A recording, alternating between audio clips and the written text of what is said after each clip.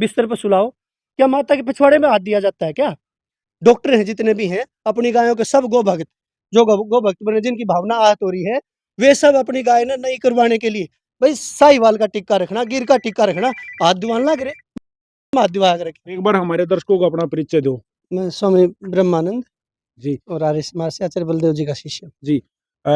स्वामी जी देखिए, जो मैंने बात कही जी संपूर्ण सत्य है कि पूरा आप और हम सारा समाज मिलकर हिंदुत्व को आगे बढ़ाने बिल्कुल की कोशिश करे हैं। जी और हिंदुत्व है, अगर हम हिंदुत्व का कहीं भी नाम लेंगे तो जी गौशाला तागा फिर राम का ना है, जी सब जी तागा हम हाँ गौ ना हाँ माता का वहां। और फिर इसी चीजें सामने आओ, आप क्या कहोगे? आपने देखा क्या? आप अंदर गए?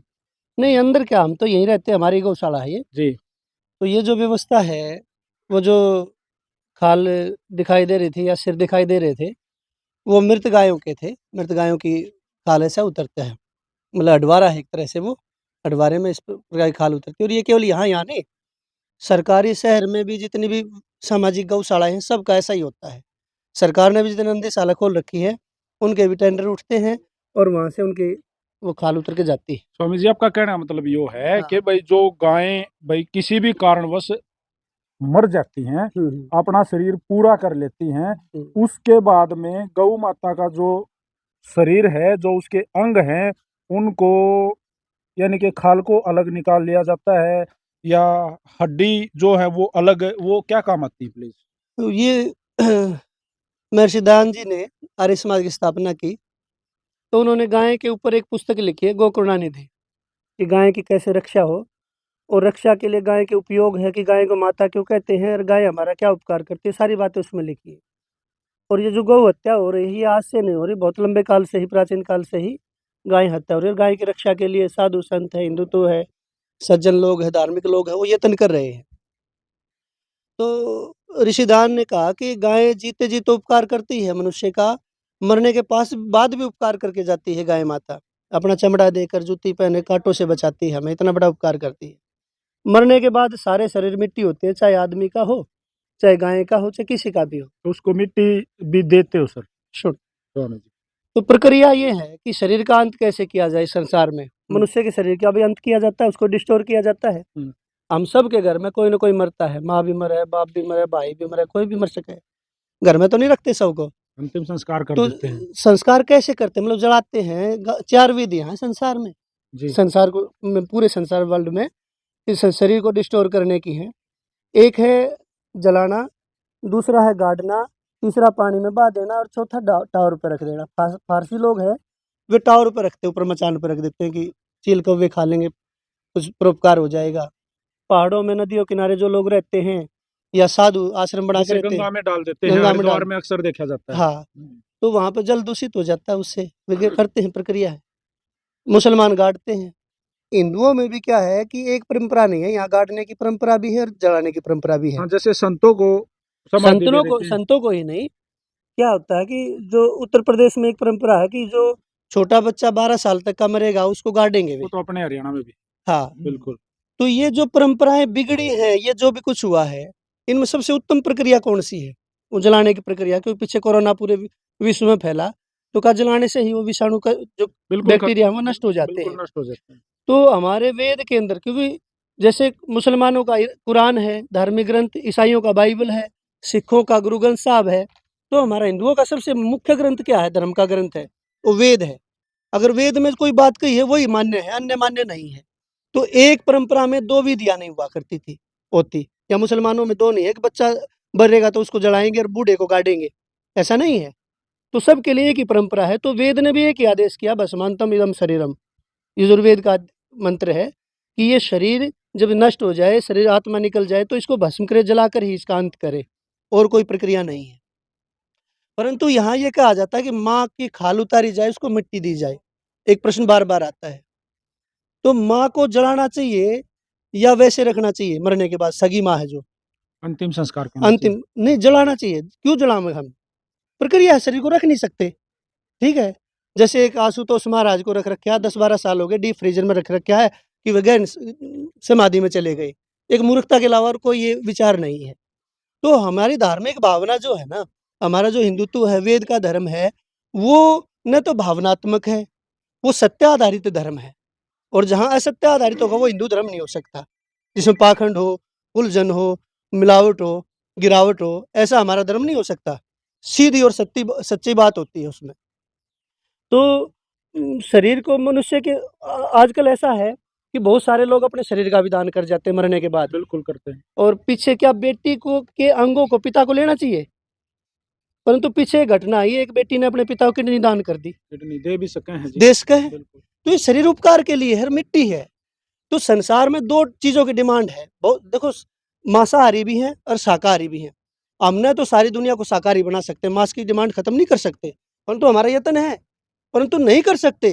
तो बहुत सारी चीज़ आपके पास भी होंगी, चमड़े की बेल्ट पहन रखी हुई, जूते पहन रखे होंगे या लेदर की गाड़ी में सीट होंगी। आजकल तो मोबाइल एक और भी लेदर के आने लगे। तो वो लेदर कहीं आसमान से नहीं पड़ता है, ना धरती से निकलता है, वो पशुओं से ही आता है।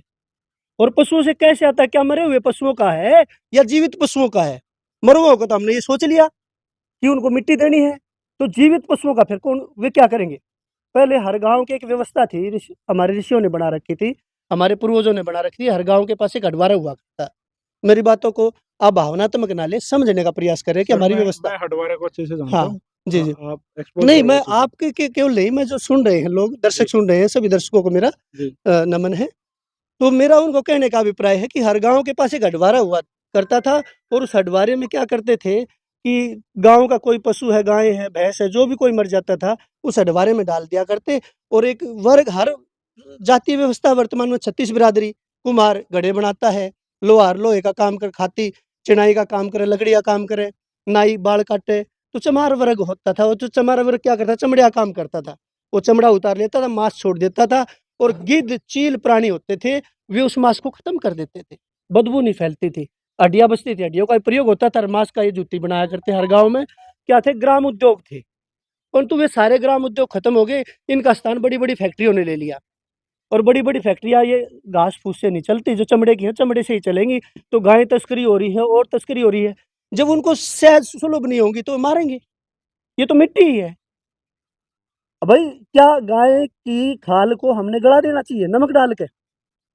दूसरी भावना भी सोची जाए, भाई तुम तो खाल उतरवा रहे हो, तुम भी तो गला रहे हो भाई।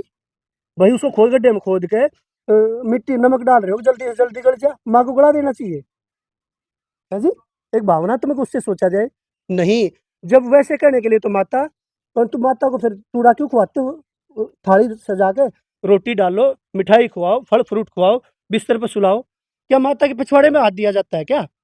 डॉक्टर हैं जितने भी हैं, अपनी गायों के सब गो भक्त, जो गो भक्त बने, जिनकी भावना आहत हो रही है, वे सब अपनी गाय ना नई करवाने के लिए, भाई साहिवाल का टिक्का रखना, गिर का टिक्का रखना, हाथ दुआन लग रहे, हाथ दुआ के रखे।